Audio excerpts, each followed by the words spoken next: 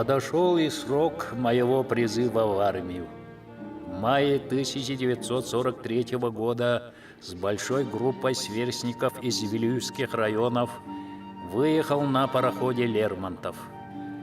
Нас провожало почти все взрослое население города. Меня назначили старшим группы вилюйчан, а комиссаром Семенова Дим.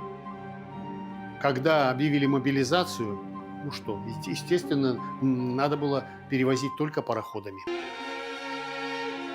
Пароходы вообще были скоростные. Они шли 20-22 километра в час. Если учесть, что до Усть-Кута 2000 километров, то со временем погрузки дров получалось, порядка 6 суток. Иркутскайга тияпитен битни вагоннарга, теплушкаларга онда килдер таңы бистилер.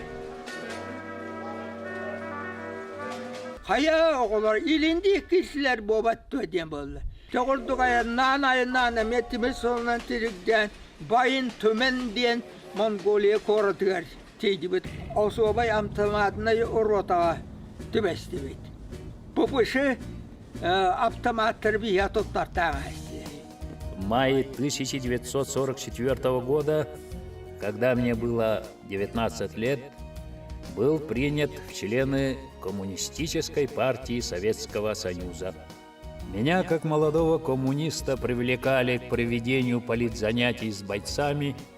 Больше года был комсоргом роты. С января по май 1945 года обучался в офицерской школе, по окончанию которой получил воинское звание младший лейтенант и был назначен в штаб Забайкальского фронта.